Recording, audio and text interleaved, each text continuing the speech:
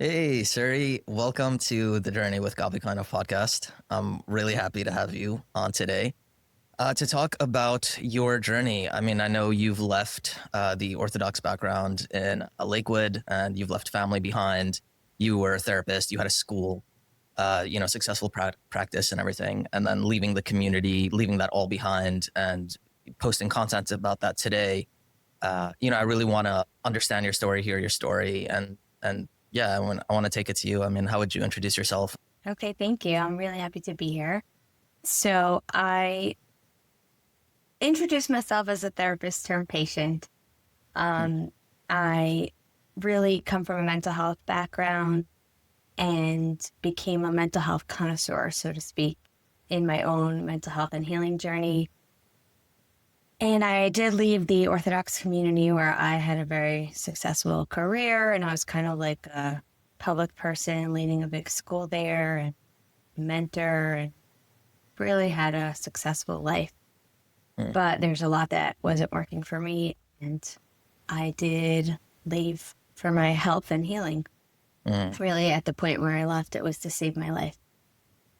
So I now am very grateful to have landed on my feet sometime later after much trouble.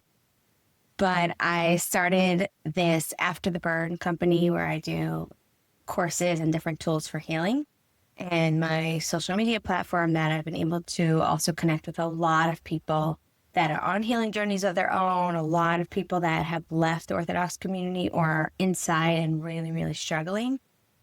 And just dealing with lots of different topics, all mental health related, stigma related, lots of shame and judgment, religious abuse, and leaving high control environments. wow. Oh my gosh, it sounds really intense, and I want to get into the story and understand more. You mentioned you had a school and a successful life in Lakewood, and I think what baffles the mind is probably so many people who would have seen you maybe would have thought like, oh, Sari has this life altogether, this perfect situation going on in the From society. From meaning religious for those that don't know, and I'm just wondering like why throw it away, so to speak. Like what did you need to save your life for? Like what was going on? If you could give us some context. Sure. I definitely get this question a lot, especially people that know me. I've gotten a lot of messages. You Mm, literally looked like you had the perfect life. You had it all.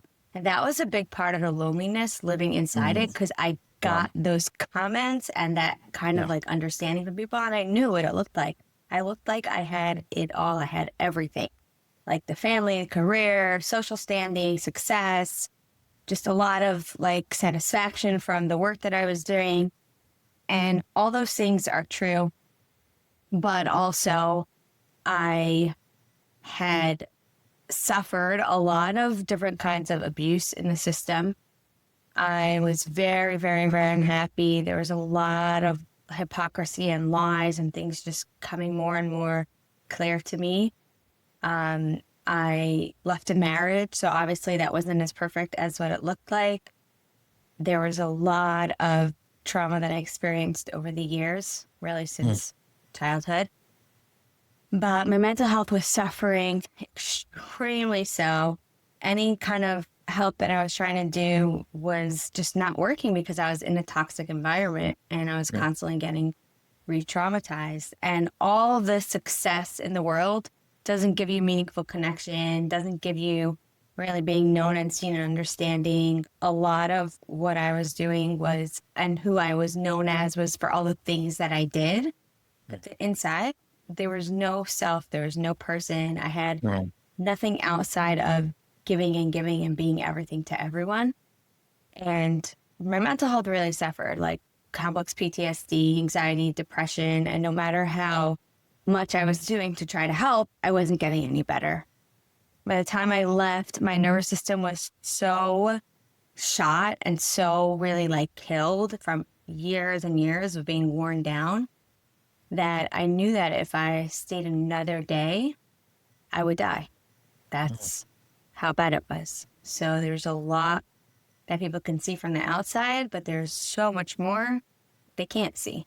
And that doesn't make it not real. Sure, I'm so sorry you went through that. Like I can't even.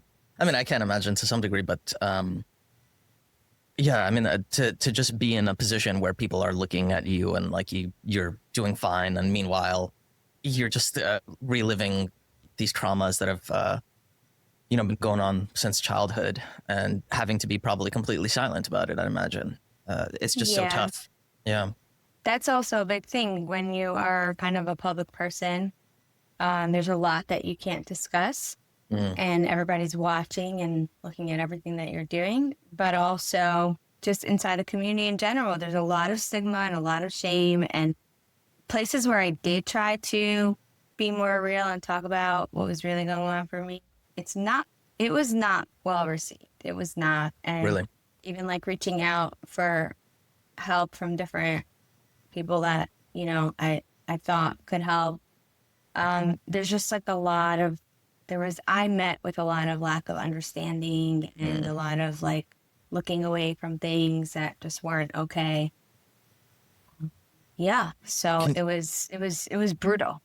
I'm sorry. Can you do you mind sharing more context if you feel comfortable? Like what kinds of things were we talking about? What were you speaking up about that was not received well? I experienced a lot of religious abuse and using religion to try to control people, expectations of things that are religious things. Like when I needed more wiggle room in terms of like doing everything in an exact specific way, it wasn't well received. Mm. I felt like everything was judged by the outside, by everything that you can see. And so if you do something that doesn't look correct to everybody, it's just not acceptable. Even if a person has reasons for doing things or different needs. Like this is a silly example, but I think it's like a very neutral kind of thing. Like I really needed a dog at some point. Like I needed an emotional support animal. I did. My mental health was so bad and I was really, really struggling. I was extremely lonely and just isolating, and I'd still show up and go to work and say all the right things and everything like that. But like inside I was really, really dead, and I was just hoping honestly to die. Like, please, I didn't want to hurt myself, but I was like, just please don't wake me up. And like, I don't want this. I can't do this anymore. And I did a lot of research, and I realized that like having a dog would be really good emotional support for me, but that wasn't an acceptable thing in the community. And as many like rabbis as I asked and tried to like get permission for it, so to speak, it was just like, it's not acceptable. You can't do that. And to me, it's like, I'm dying here. Can nobody see this?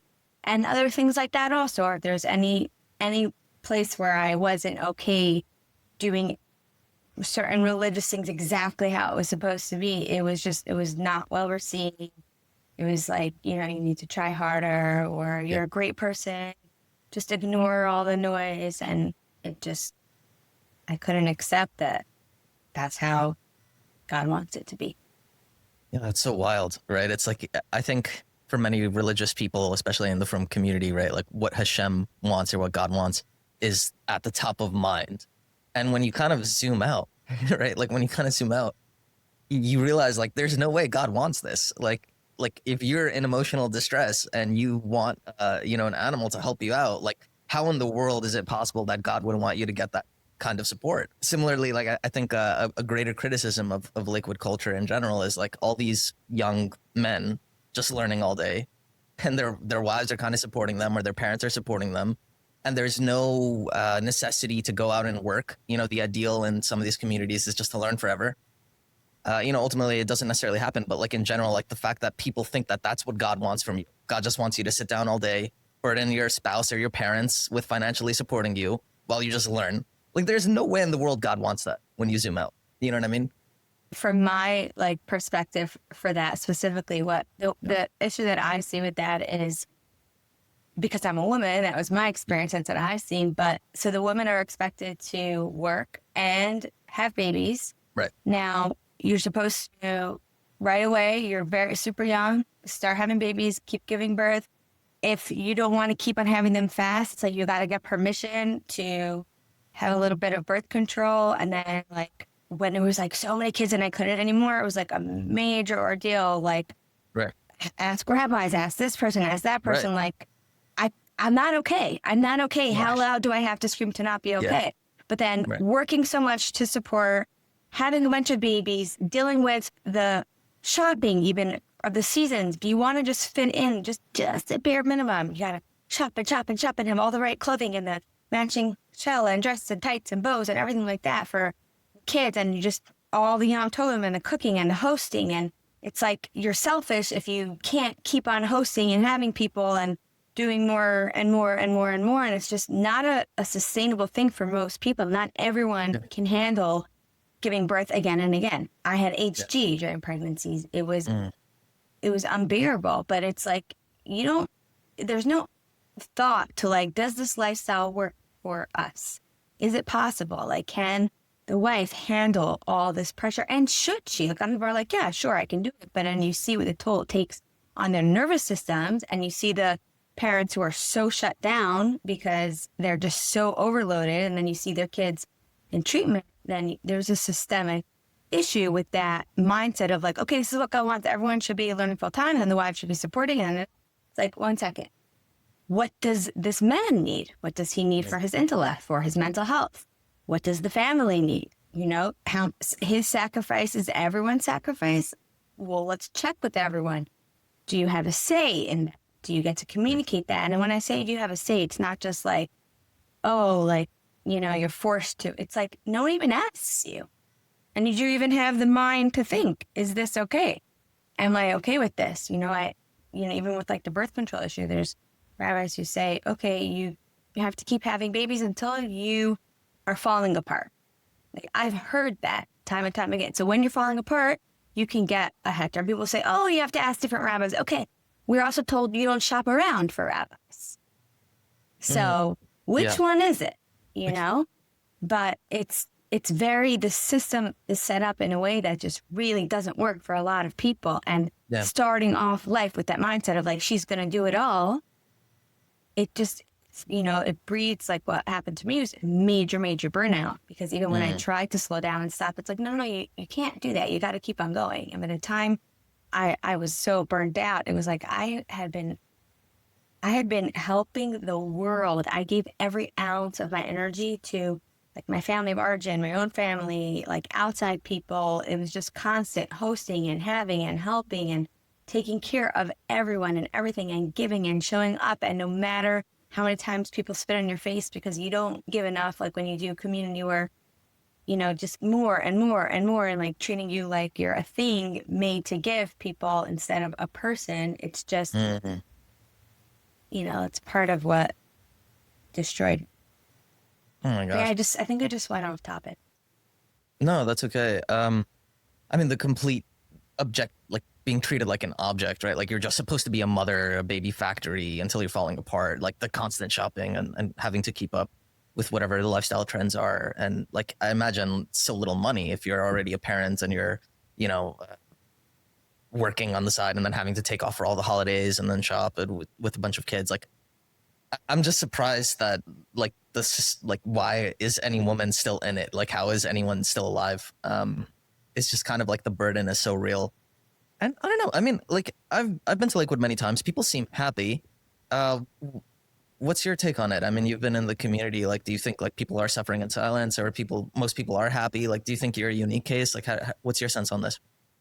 There's definitely people who are happy in the lifestyle. There's people who don't even know how they feel. They have no access to their emotions. And as a therapist, I know I and many therapists have seen the kids that land up in therapy, and then you meet the parents and there's nothing there. They're completely ignorant when it comes to emotions, and that's how they got there, so to speak. But there are so many people suffering in silence. I know, because I looked like the picture of everything, but then people are like, what on earth happened to her? Nothing happens to somebody overnight. That's like the big story. Oh, she snapped, right. She lost her brain, But the amount of people that have reached out to me that are inside the community, it's staggering. It's not tens. It's so many.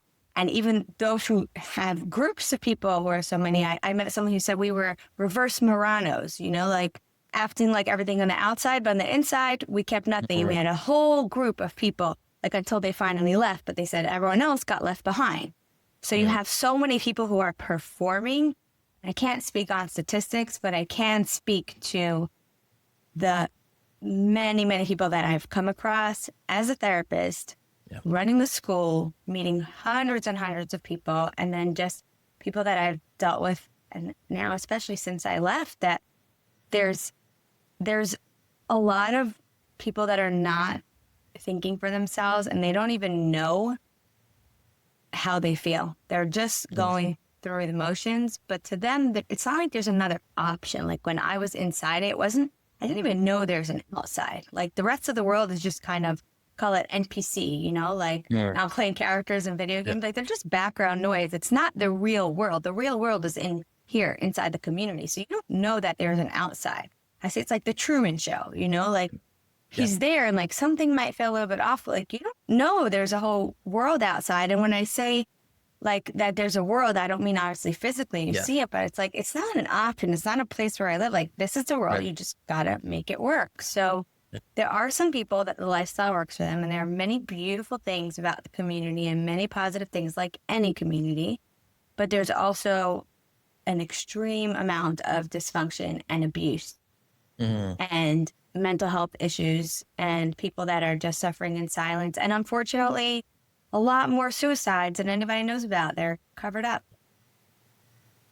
Well, that's so sad to hear.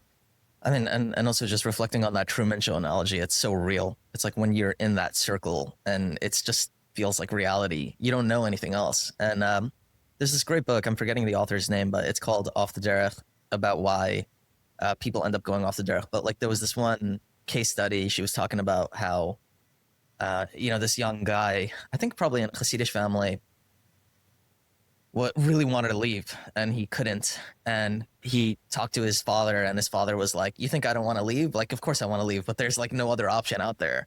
And I think like the level of trappedness that people feel because the world is like so all encompassing, like any from world of Hasidic or Lakewood or otherwise, like it's so all encompassing. We really are so unaware of there's a whole outside world where people actually have really meaningful lives. Like you're indoctrinated your whole life to think like, oh, all their lives are just meaningless, or just like they're chasing pleasures, and it's just not true at all. And I think like I think also, this is even more criticism, but like yeshivish Jews, I think often we like, and I went to Chofetz Chaim, it's like we often pride ourselves, and especially in Chofetz Chaim, because it's so like Ian focused, which means like very analytically focused in Torah study. And it's like we really pride ourselves in thinking that like, we're thoughtful, we actually are thinking people, and like the outside world is like they're not so critically thought out. And whatever, you take the majority of the population, most people probably aren't critical, but like if you look at the philosophical literature that's out there, like if you like read like actual philosophers or like go to like real universities, it is so thought out. It is so critical, like way beyond what I think we even go in the Jewish world. We're allowed to even question in the Jewish world. Like it goes so beyond. And then also like this is more of a rant here, but like I think like in yeshivas we pride ourselves on like truth and honesty, and that being like one of God's major attributes, right? There's like chesed and emes, right? Like the chesed being generosity, love, kindness, and then emes just being like truth. And it's like I feel like if your beliefs are challenged by evolution, if your beliefs are challenged by science or literature, then it's like you obviously do not have truth. Like there's no way you have truth if you are afraid to study certain materials. You know what I mean? Like if that questions your worldview, then it's like that's like it's off. You know what I mean? I have a lot to say to what you're saying, and I appreciate being able to have this conversation. And I know there's people who say like, oh, you're just, saying certain things and leaving out other things.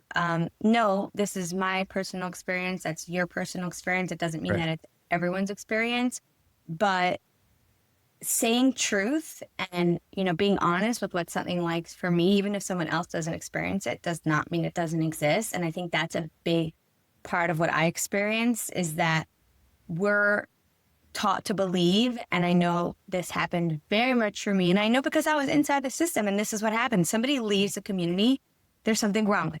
They have mental health issues, they're crazy, they lost their mind. When I left, it was like she lost her mind, she had a nervous breakdown, she snapped, all the things they said about me.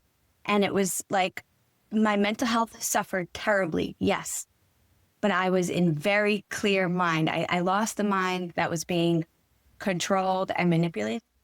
But there was no, one of my cousins called me and she said, "Oh, I heard that you were brain damaged. I thought I was going to have to talk slowly to you." Oh my So God. the threat of like people leaving and them having their minds intact and their critical thinking intact, it's like, no, there's something wrong with them. And I see that everywhere in like close family, everywhere. It's like, no, she lost her mind. She's got to be nuts to leave this behind without any like questioning of like, no one ever said like, "Are you okay? What happened? Like, what's going on?" Like clearly something wasn't okay. It's just like, no, obviously you're nuts. But actually meeting people out here, the critical thinkers that I've met, the way that we discuss religion, God, Torah, truth, it's staggering. It's conversations I've never had before, even though I was always a philosophical and analytical person, together with the emotions, which can make you nuts. But the amount of like philosophy that we discuss and real studying and real trying to understand and seeking the truth, all the people that I have met and that, the circle of friends that I have found is growing and growing a lot that I've met through my online community. These are people who are such critical thinkers. They couldn't stand, they were such truth seekers. They are such truth seekers and such deep thinkers that they had questions. They asked the questions. They saw things that were not truth and they said, "This is not truth." And then when you bring it up or, exposing it, it's like, no.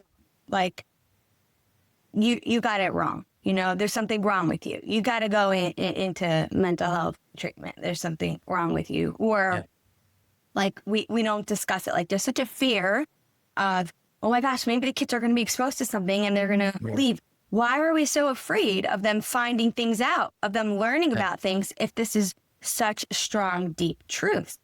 Yeah. And for me, the amount of lies, the amount of things that were so not true with what unfortunately I experienced, because yes, I saw the dark side of a lot that most people don't see. I had to deal with Askundim, Rabbanim, politics, Gedolah Hadar, like so many things. Then I'm just like, I can't trust these people. I hear them lie straight to me.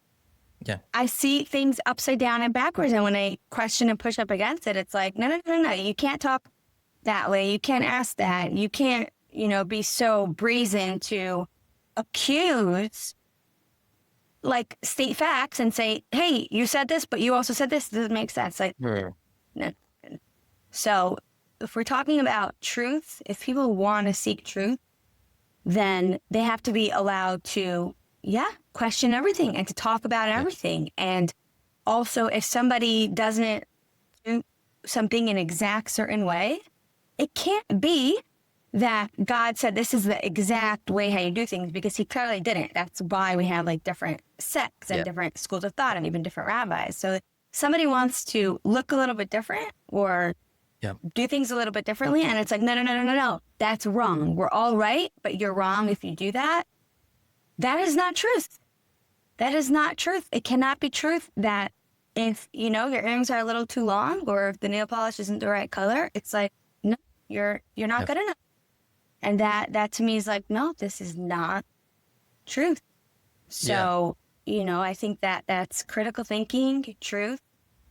Saying like, oh, if they leave, they're nuts. I mean, I've been told so many times, or like, those people are so unhealthy. Everyone who leaves. And I remember it when I was in treatment, in group treatment, one of the therapists used to tell me, "Suri, you're going to be such an inspiration for other women, for people who want to leave." And I'm like, "Billy, you don't know what you're talking about."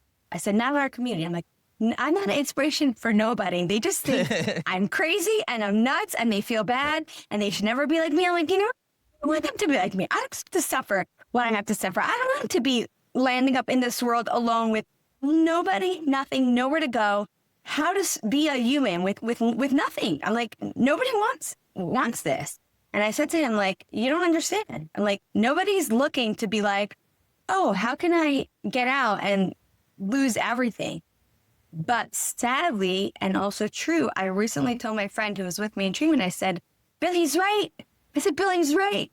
Do you know how many women are turning to me and saying, thank you? Like, thank you for your voice. I've also went through this. I've also experienced this, or I need to leave, I'm dying. And like, you're giving me hope. And so many men from inside the community saying like, wow, like I didn't even know that like you can do things differently. And it doesn't take away the cost that it cost me. Tremendous cost. I lost everything. But at the end of the day, yes, there are people who need to know that you can be okay on the other side. You can. And it takes tremendous strength and courage because there's so much judgment, so much shame. You lose everything everywhere. People never look at you the same. They just think you're nuts. Everything, no matter how much you gave, how much you did for them, no matter how close you were to them, they write you off. But at the end of the day, I have life. I have a beautiful, meaningful connection. I have tremendous, deep intellectual, philosophical, religious conversations with so many people. And I found joy and like this beautiful world that God made that's so vast and like has been so unexplored that I'm getting to, see and learn. And it's like, there are people that are turning to me and saying like, thank you, or like, help me, or like, oh, wow, I can do this too. Mm. So that's really awesome that you're, an inspiration for people that are so lost. I think to me too, like speaking about this, it's never about somebody who is happy and in a good faith and like, they feel good about their religion. Like, I don't want to influence anyone to leave their faith because I think it's really important if you believe it to, stay true to your soul and do what you think is right. But I think there's so many suffering. There are so many that this faith, whatever it may be, not even within Judaism, but like it's just not working for them anymore, and they're suffering and in pain and in silence. And it's like part of what I really want to do in speaking about this now is not just in this podcast, but in general, is really like reach those people that are in that dark space that feel like there is nothing to go beyond. And the truth is like it's gonna be tough. Like anytime you lose your faith, there's this great book. It's called I think it's called The Driven Leaf, or As a Driven Leaf. That's what it is. It's about, do you know the story of Elisha ben Abuya, Acher? I can't remember. I know, I remember learning it, but I don't remember the details. You'll have to. No, it's okay. It's okay. It's too many years since basically. Yeah. Yeah. So basically, Acher was like a Tana, one of the writers in the Mishnah. So like we're talking about like, I think that's post Second Temple, like a little bit after post Second Temple period. He ends up, he's like a huge rabbi. He's Rabbi Meir's Rebbe, and he goes off the derech like completely. And the Talmud says all sorts of stories about him. But this novel is basically written by this conservative rabbi in America who, like, where Elisha is the protagonist, and it's like his worldview. And like the idea was trying to deal with American assimilation. Like that was the theme of the book, right? But like told in the story of like ancient times. I forget why I'm bringing this story up, but I actually found that story like very helpful. But like this idea of like you're brought up in this really intense belief that and community that maybe once upon a time worked for you, but it really no longer does. And like all the themes of like Elisha being outcast and everything, it's so similar to like, oh, you must be crazy. You're going off it's like because you're crazy. You know what I mean? And they come after you. I mean, they have to come after you because it's like you threaten everything they stand for, right? Like if you're, I mean, like this is another thing we could talk about.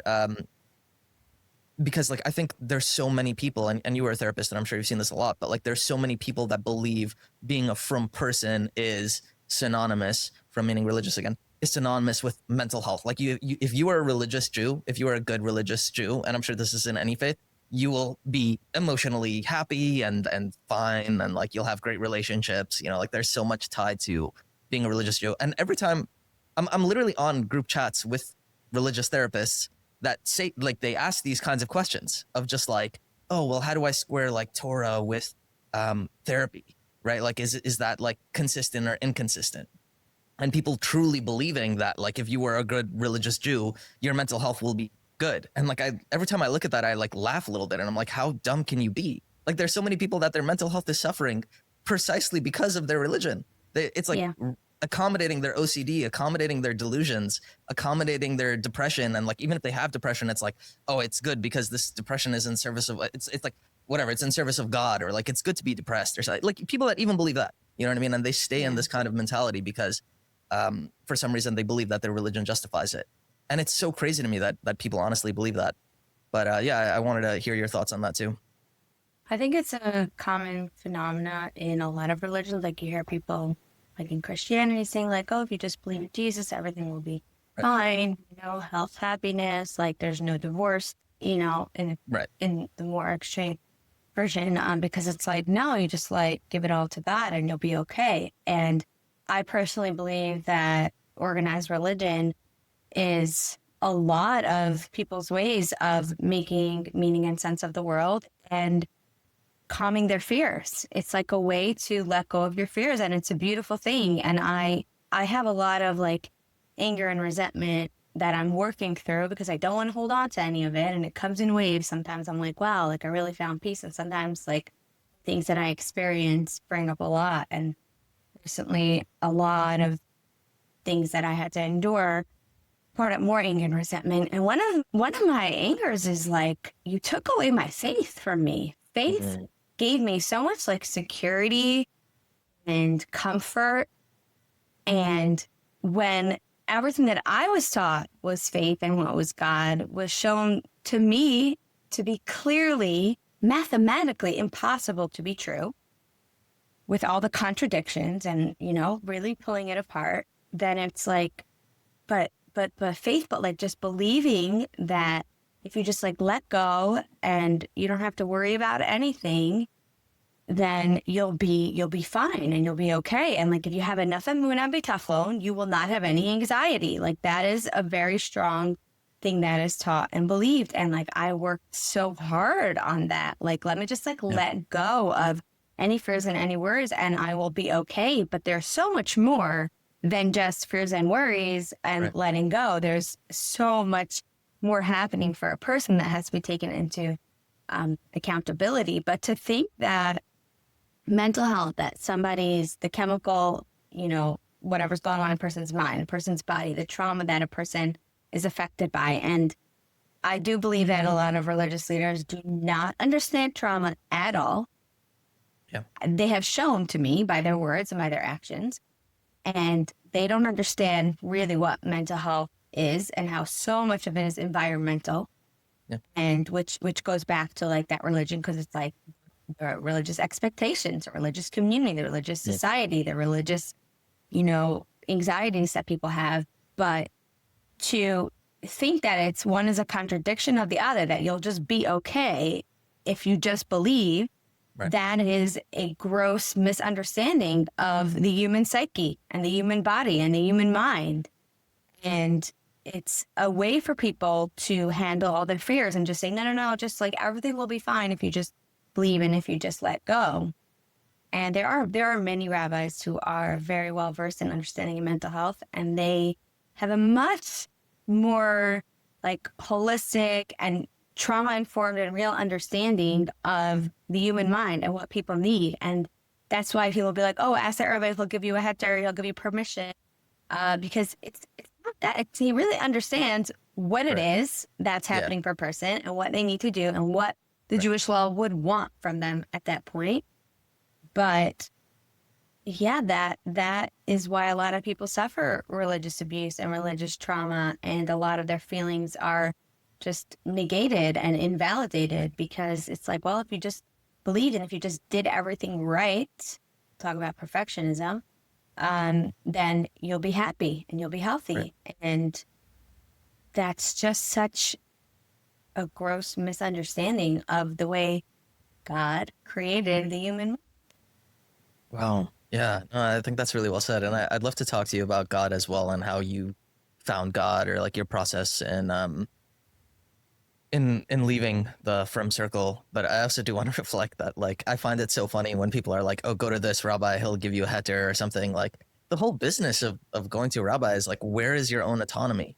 Right? Like why can't you make a decision for yourself? Like even for these basic things, like you were saying, like you needed a dog, somebody needs birth control, right? Like you can't make that decision for yourself. Like that's nuts. That like the community expects you have to do, you have to constantly go to a rabbi for guidance. And like to me, it just brings the point home so strongly of like, of just like, is the religion really about finding God and living a spiritual, meaningful life with a community, or is it about like control and obedience? You know what I mean? Like, which is it? And I think like examples like that really, really drive it home. But I do want to ask you about your journey of leaving, how difficult that was for you. I mean, I know for myself, like it was a little, it was honestly hell, like transitioning. Yeah. But yeah, I'd love to hear your story if you're open to sharing. Sure. I can't ignore the thought that popped into my head. Yeah. I think one of the biggest things that bothers me right now, because these things morph through and change, as they go through me. But my experience and the experience of people that are very close to me, that when dealing with parents, we're very close family. And they explain to them that they're no longer religious, or they're no longer keeping certain practices, or their lifestyle changed in a certain way. The parent or close family member needs to go and talk to the rabbi and ask the rabbi, I've been told I need to find out from a rabbi how I'm supposed to interact with you, how I'm supposed to treat you when I haven't seen you in a couple years, and I'm going to see you. And now that I know that, you don't live the lifestyle that I approve of, how I'm supposed to act towards you. And parents that I know that are rabbis and rabbitzins or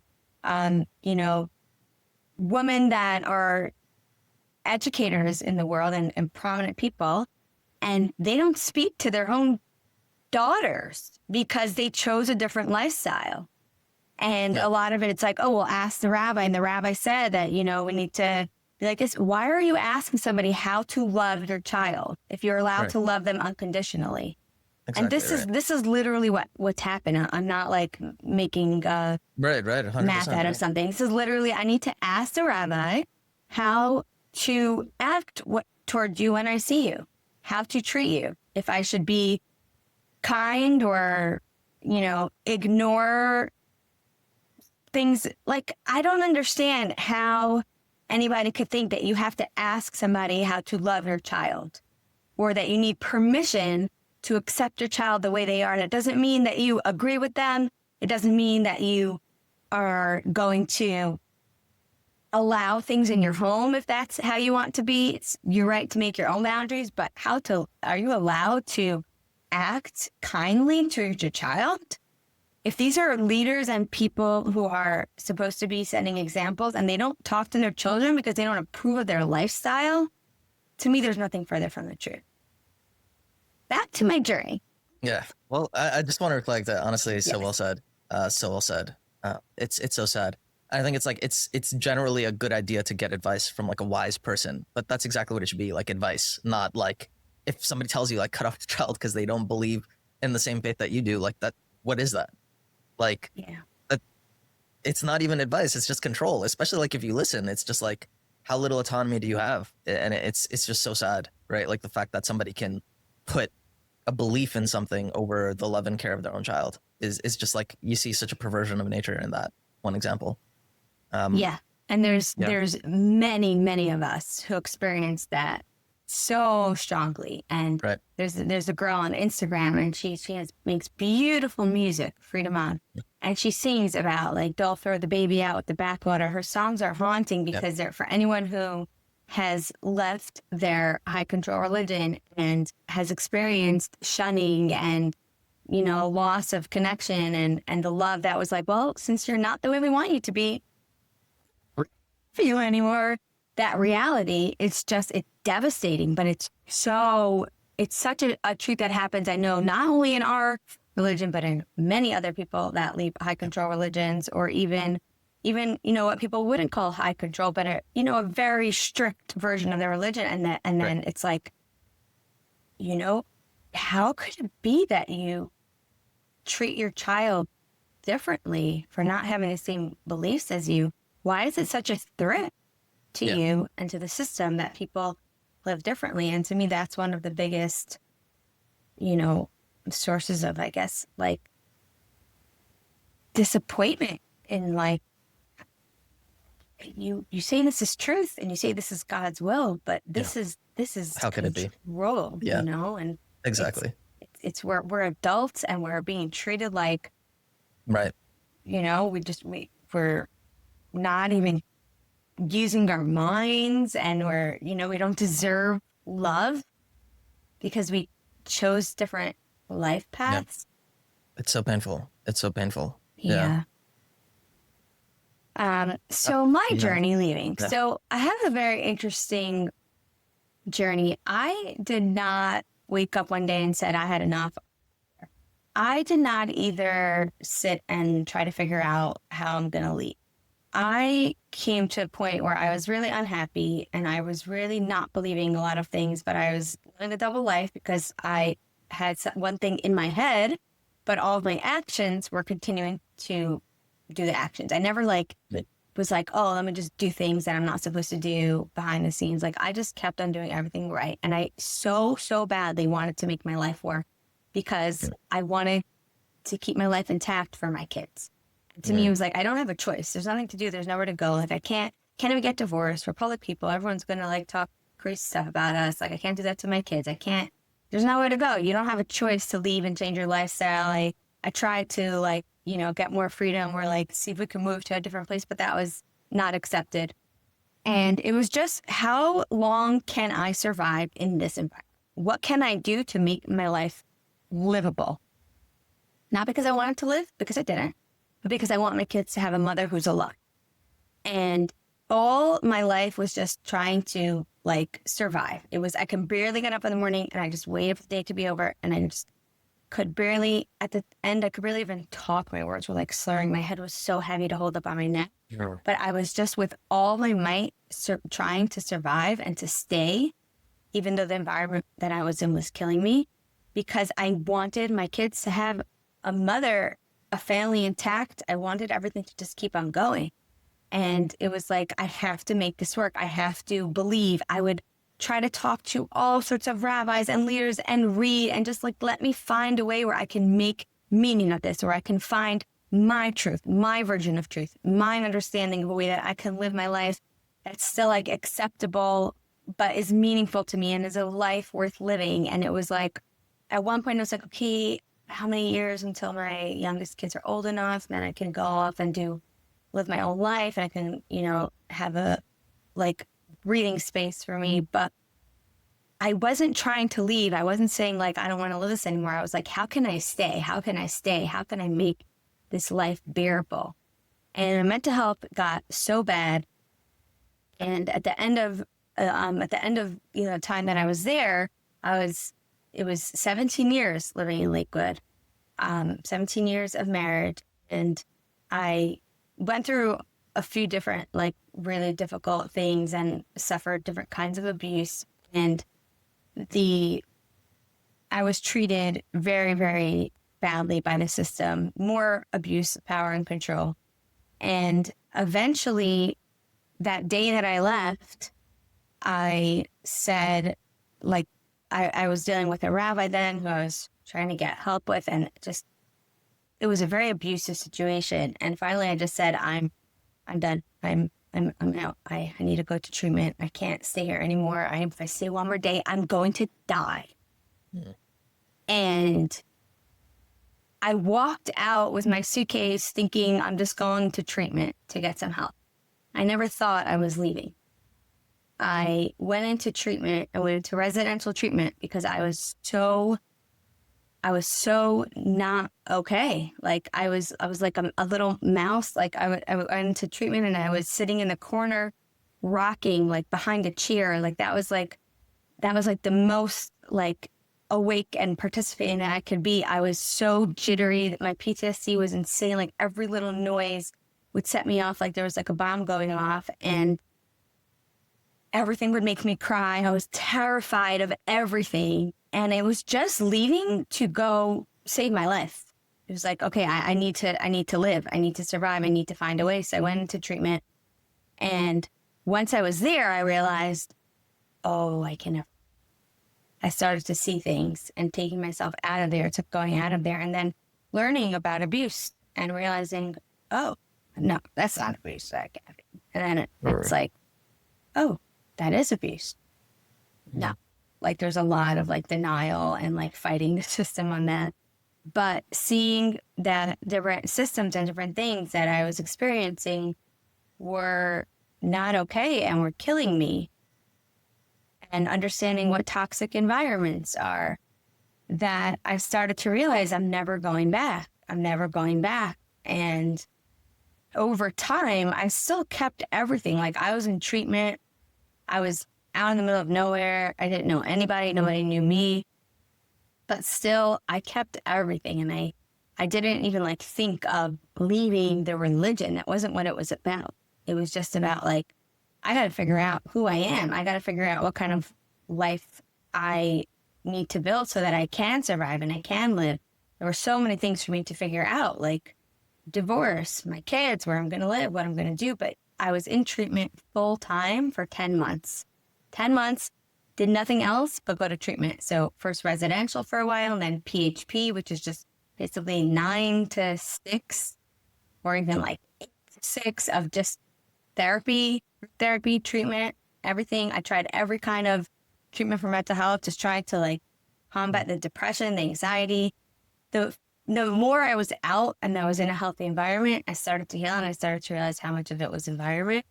And then I started having to ask myself, like, who am I? What do I believe? Without all of these, you know, external forces, without all the expectations, without all the judgment in the environment. And I started to do a lot of like soul searching and reading and learning and talking and really, really grappling. And I still grapple tremendously with my faith and what do I believe.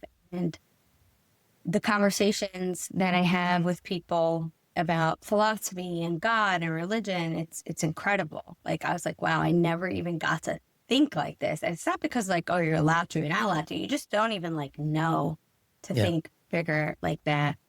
And over time, I started to build a life for myself very, very slowly and figure out what I believe and what I don't believe, and what I know I don't believe versus what I know I do believe.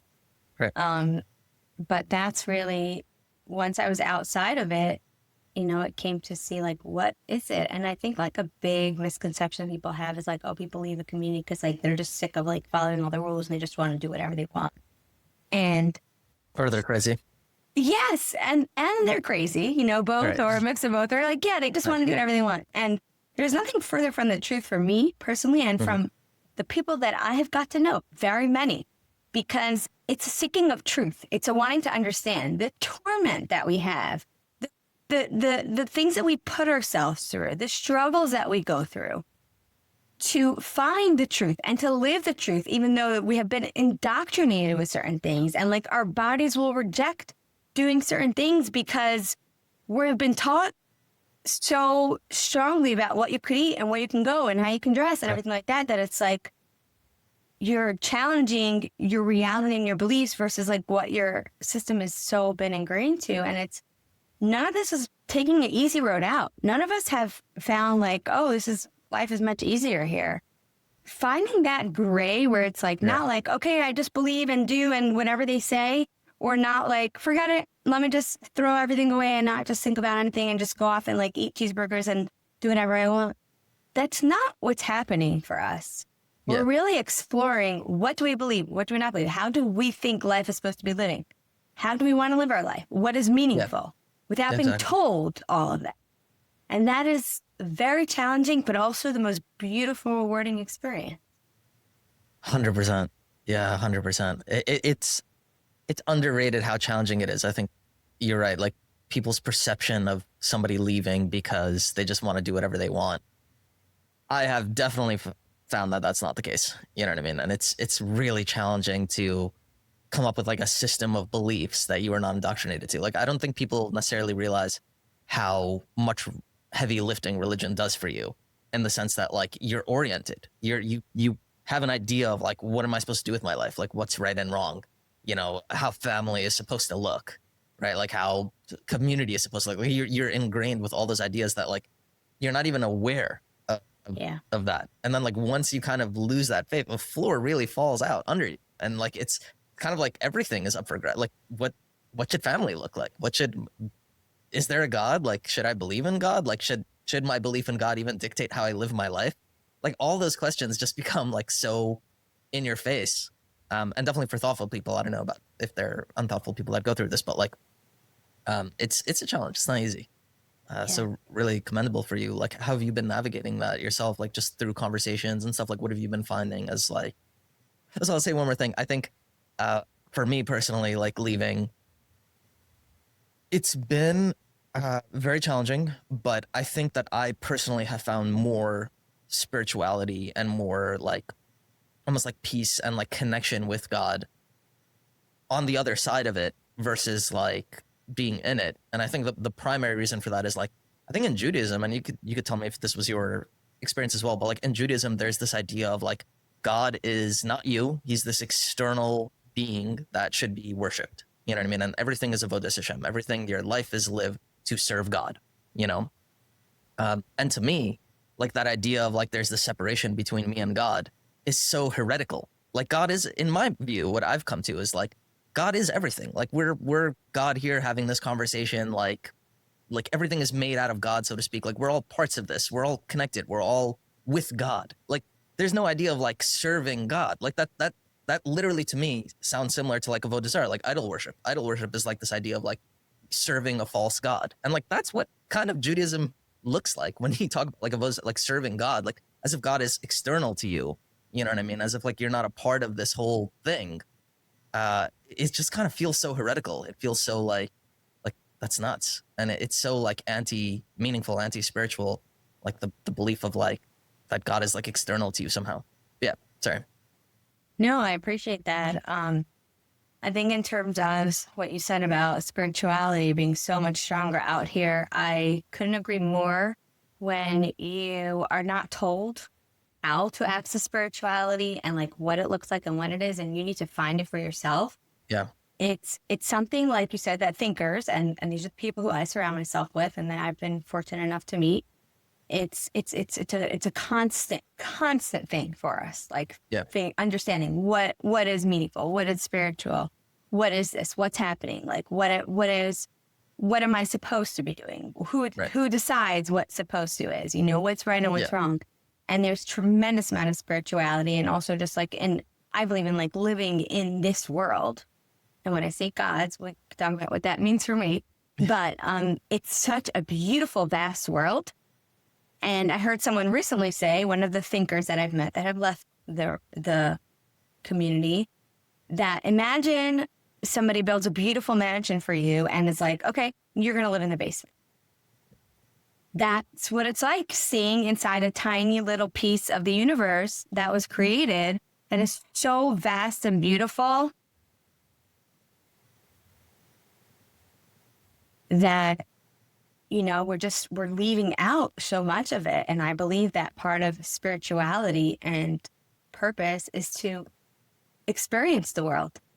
Yeah. The people, the cultures, the sights, the sounds, everything, all of it. It's just a beautiful, magnificent world that we're supposed to be experiencing. And I don't think I have all the answers yet in terms of like what I believe God is.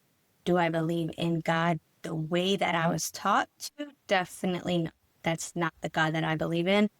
I do believe like in like consciousness and the universe. I can't tell you I know exactly what that means. Right. But I don't believe in there being like this like powerful being that controls every single thing that we do. Even though there's a lot of times and parts of me that are just like, I just want that so badly. Please, can that just be true? Because I want to feel that, like, you know, fatherly love of like, you know, and I don't have the answers, but I also can't believe something that I don't believe, even if I want to believe it. And that's a struggle for me. I think part of discovering what God is and what meaning is trying to discover it. I think that's part of the human experience. And that's why there's so many books and philosophers and arguments about all these things. And there's, you know, all wars historically are about religion, you know, like in the past, because it's it's so important to people's functioning, to people's living, to saying like, you have to have the same belief systems as me, or like, we have to get this figured out because it's such an important part. But the fact is that nobody can speak up and say like, this is the unequivocal truth, Right. and everyone else is just going to go to hell, because that is mathematically impossible. That there's one truth and everybody knows it and loves it, and if you don't, then you're all gonna die, because the fact that all these like sects believe that about themselves so strongly that they would kill sometimes for it, or shun, so I can't say I have the answers. I think it's going to be a long journey, but I definitely don't see it the way that I was taught it at all. Yeah. And I definitely, have that kind of, and I've heard that from a lot of people, like, what is the universe? God is in all of us. It's the conscious experience, or even more than the conscious, because, I've had a lot of experience with psychedelics because I've done that for depression treatment. And doing that has opened my mind to a lot, and also made me a lot more confused. Because it's like, I know I can see things so differently in like different dimensions, and like the walls of like the constructs of our mind that we have come down in a psychedelic experience. And all of a sudden it's like, whoa, there is so much more than people can understand and fathom in the regular, that I just know that there's more. I don't know what it is. I can't say I have all the answers, because I don't think anybody can. I think anyone who says I have all the answers, it's like, have you not seen history since the beginning of time, that nobody's figured it all out? Yeah. No, that's brilliant. And I mean, if you ever come up with the answers, please share. Yeah, But, definitely. Yeah. I think that's definitely part of the mystery and the wonder of life, is like, we don't really know. And people who claim to know, like, you have no idea. You know what I mean? Like, you think you're connected to some tradition from 3,000 years ago. Like, I don't know. You know what I mean? Like, let's be real. If we look at like archaeological evidence and stuff, if we're actually willing to like look at things critically, like, I think we'll see that like it's not as solid as we like to believe. But first of all, if you ever come up with the answers, please do share. And, absolutely, I'll be more than happy to share. I'm very open to hearing and learning, and I say like, I'm open to talking about religion with anybody that has a conversation without judgment. So that includes people from the community, because I have met some beautiful, wonderful people inside the community too, that we can have conversations about religion and spirituality that don't come along with a judgment of, if you don't believe this, you're wrong. If you don't believe this, there's something wrong with you. Because to me, that in itself is clearly not spirituality, clearly not a truth and an understanding of God. Exactly. So it's all welcome. 100%. I think like people who get angry or annoyed by, let's say, a conversation like this, or just in general, like somebody who doesn't believe in what you believe in, like, that's really telling. You know what I mean? Like, that's really like, is that coming from, because you're so caring about truth that like you're getting upset, or do you maybe feel threatened that like, your beliefs are in question? And so, there's a lot of anger because the ego needs these things to be true and for everyone to believe it, for you to feel okay about yourself. But tell me about, if you don't mind sharing, like, can you talk to me about some of your psychedelic experiences, like, and how that's maybe like informed you or helped you in this process? I'm a big fan for myself. I never tell other people what to do, but it's definitely been a really big part of my healing. Ketamine treatment. And I've done like all different kinds. Intramuscular, IV treatment, Spravato, which is the nasal spray form, which is, thank God, paid for by insurance for the most part. And that's like, it's become much more accessible to people, and also at home ketamine. And it's really, it definitely, there's the science, the neuroscience of like, it rewires the brain and creates new neural pathways. And I think that a big part of it is those new neural pathways are not just on the subconscious level, but even on the conscious level, because when you're in like a depressive state and somebody feels like hopeless and helpless, that's a big part of it. And it's like, there's no way out of this. And that's something that a lot of people feel when they're inside a control community. It's like hopeless. There's no way out. I'm stuck. I'm trapped. And that was the feeling. Like, to me, it was like I was a bird in a cage. That was like, people always used to say like, oh, do you have any tattoos? No, I don't have tattoos. I don't want a tattoo because then if you change your mind, you're stuck with it. But if I would, it would be a cage with a bird that flew out of it, because that is very meaningful to me in a lot of different ways. But just like feeling trapped inside a community, or feeling trapped inside a relationship, or feeling trapped in your brain, feeling trapped in a gross discomfort of a depression, when the mind opens up in a psychedelic experience, it suddenly sees things in a way that I saw things in a way I've never seen before. The everything changes inside. It's like you see things and see, there's a lot of like shapes and psychedelic shapes and colors in the music, and it's all incredible and like magical and all, and sometimes scary too. But there's also like a lot of the ways that I always see things, suddenly things look different and you have different perspective, and in a very science fictional kind of way sometimes. But suddenly it's like, oh my goodness, there are different ways of thinking, or there are different ways of feeling.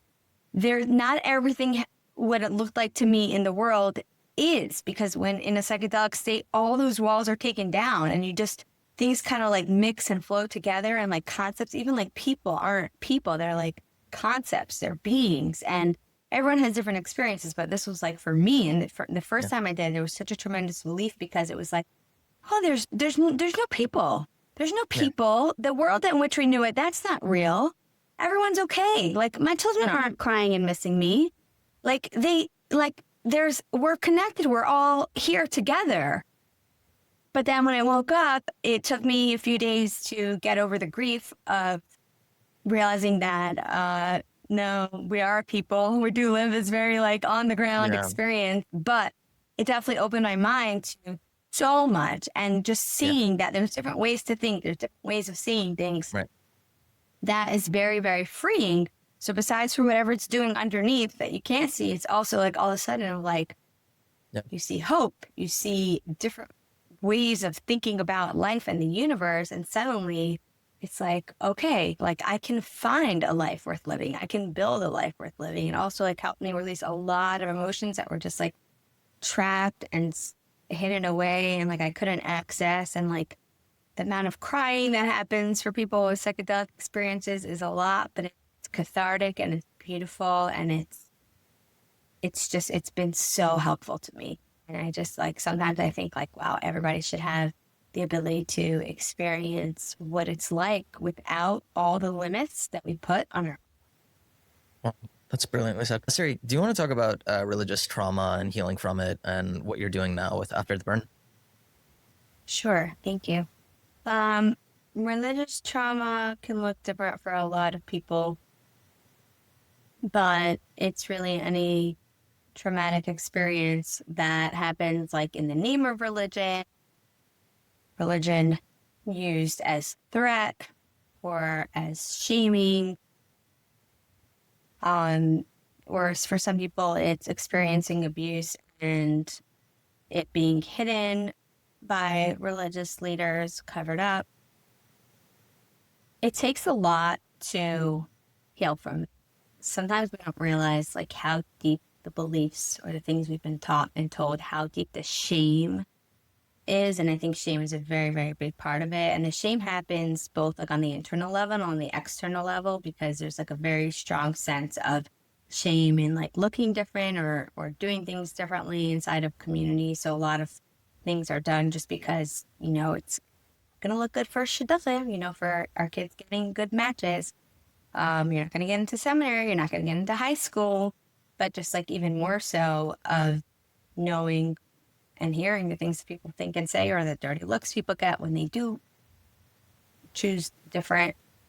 And healing from it takes a lot. It takes a lot of therapy, of work, of really meaningful connections, like finding people that you can have like real, authentic conversations with. It's about learning to live your life authentically and figuring out what that means. Like for me, it's like, I don't even know who I am without everything that I was doing and everything that I was taught to do and to believe. And after the burn, I'm working to accomplish a few things. So I do have a very strong passion for mental health and mental health healing. And I think there has been a lot of work done inside the community, but still a very, very long way to go in terms of stigma, in terms of people being able to talk about their mental health struggles without people writing them off as crazy, to voice things that are happening for them. But I really do believe in being able to talk openly without shame about mental health and the experiences. And that's part of what I'm doing and bringing in after the burn, is just having these conversations and talking about things that people and myself personally would never for a million years have talked about publicly in the past. But, you know, so much of religious trauma happens in shame and in secrecy. And so healing out loud is very important for me.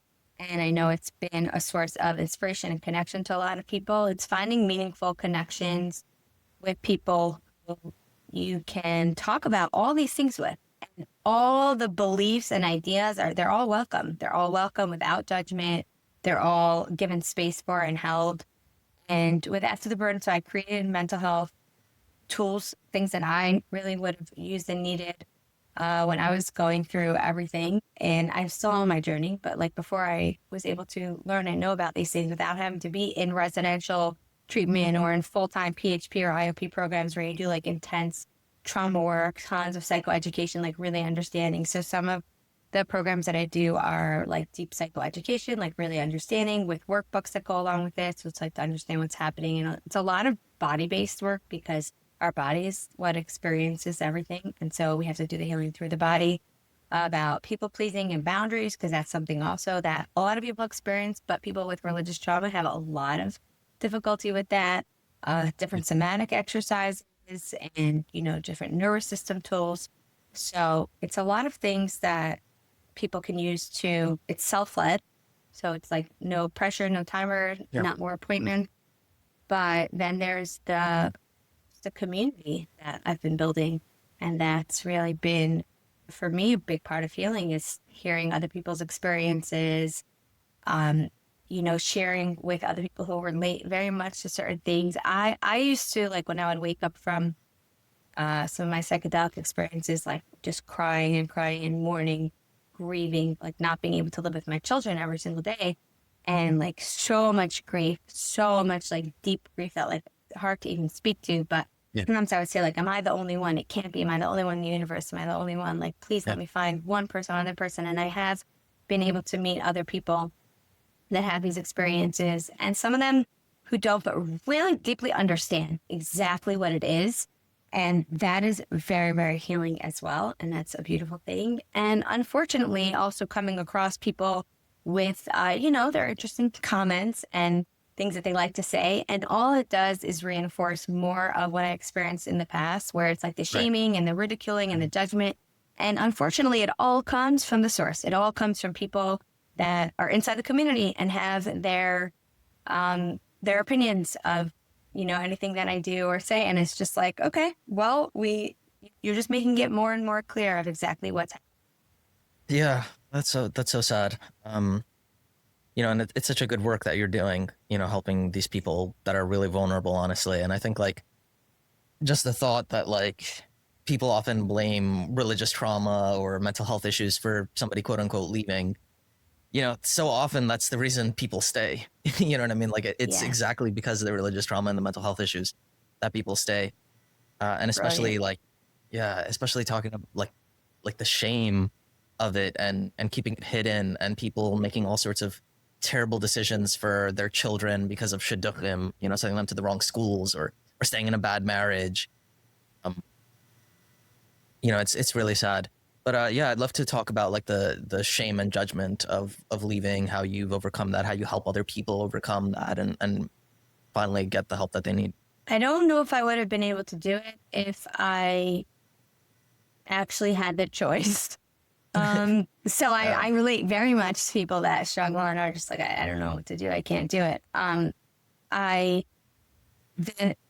It's hard to describe the shame. I've done a lot of journaling about it, like write songs, like journaling songs to help me process it.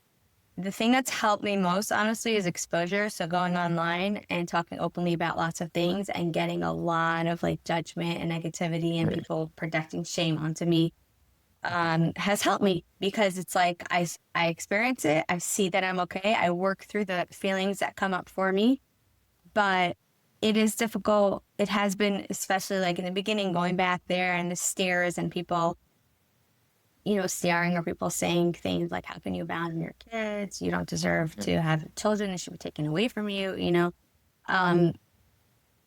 It's tremendous, the shame. It's crippling. It's the reason why I stayed for so long. It's like, you can't Right.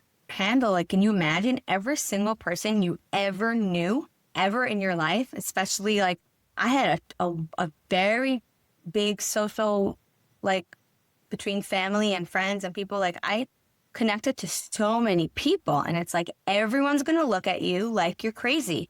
Everybody's going to write you off. Everybody's going to disapprove of you tremendously. It's staggering to think every single person you ever know, and the judgment of people that were close friends, that were your best friends, that you helped them through difficult times, and then they suddenly look at you like you're damaged, like there's something wrong with you, like you are doing terrible things by saving your own life. It's devastating. It is. And the thing that I want people to know is there's an other side of that. There's going through that, and it is hell and it is difficult, but there's an other side where you build a world for yourself of beautiful, kind, loving people that accept you for the way you are, when you can live authentically with no shame, where it's like, it's like, there's nothing to lose. I can say anything, do anything, be anything. Yeah. I have nothing to lose. There's nobody who I'm afraid of how they're going to judge me or look at me, because they already all wrote me off. They already all made their decisions. And that is the most freeing thing in the universe. And a big part of shame is feeling like you're the only one, and feeling like, oh my gosh, what's going to happen if anyone else knows this? But then sharing things and seeing like, it's fine. I not only like don't like disrespect you, but I respect you even more when I hear your struggles, when I hear your realness, when I hear the pain. And, for me, it definitely takes living further away, because it is very difficult to be inside an area where you're constantly getting shamed and judged and criticized. And my nervous system couldn't live there, like literally couldn't survive there. And being away in an area where nobody knows me, nobody cares what I do. And actually, when people hear my story, they're very inspired, and they see me as like a brave warrior. And I start to see myself very differently than I did over there, where it's like, when I break down what I went through and my story and what I've done for myself and for my children by leaving and by doing whatever it takes to stay alive and still show up for them every single day in the way that is possible, it is very, very brave. It is brave. And I know that it's not for the faint of heart. And embracing that and sharing that and having conversations, the more that I do that, the less I carry that shame that really belongs to others, because it's a lot of it is carried shame. It's the shame that other people project onto us and put onto us. And when we're free to be in a place where we're not worried about the shame, it's so liberating and it's so beautiful. And, and I talk to so many people, and they go back to, whether it's New Jersey, wherever it is for them, and the crippling fear they have of being seen. And I say, like, is there like a real fear? Like, is there like a real consequence on the other side? And it's just like, no, but people, they're going to judge and they're going to look, and it's crippling. And I know that fear so well. And the only way past it is through it, is really the more exposure, and also being with safe people while experiencing that shame. That's a very big, like, that co-regulation of like saying like, no, I'm not alone. I have somebody with me. I know I'm going to be okay. That has been extremely helpful for me. And I know for a lot of other people also. But the more we talk about it, and that's the point of like these podcasts and talking online and other podcasts that I do and having conversations with people, the more we talk about it, the more we're open with it, we see like, no, like this is bravery. This is the opposite of what there is to be shamed about. And the more that I experience this and I go through this, the more I come to believe the thing that I learned in treatment, which is when people talk to you and say things to you, they're talking about themselves, not about you. And everything that somebody says, every comment, it's all telling you about them. It's how their brain works. It's their projections. It's their insecurities. None of it is about you. How you live and what you do is about you. And the more that I, see stuff coming in, the beautiful, loving, caring support from people who sometimes really don't understand, but then there's a curiosity. I want to understand. Help me understand, instead of the like, well, you must be nuts, or like, you must be a terrible person, or how could you do that? It's like, wow, people are such beautiful, generous, loving hearts where they want to know, they want to love, they see me for the strength that's there. That tells me about them. And then the people who, judge or shame or whatever it is, it's just devastating information about that. Yeah. And it's like, I think it's a lot of having those conversations, but I'm not going to lie and say that it's easy. It's not. It's devastating. It's heartbreaking. The grief, it still comes in waves. It's like, how could it be? Like, do you not know me? Do you not know me? Did I not give everything of me to you for 37 years? How could you just write me off like this? It's so, so, so painful.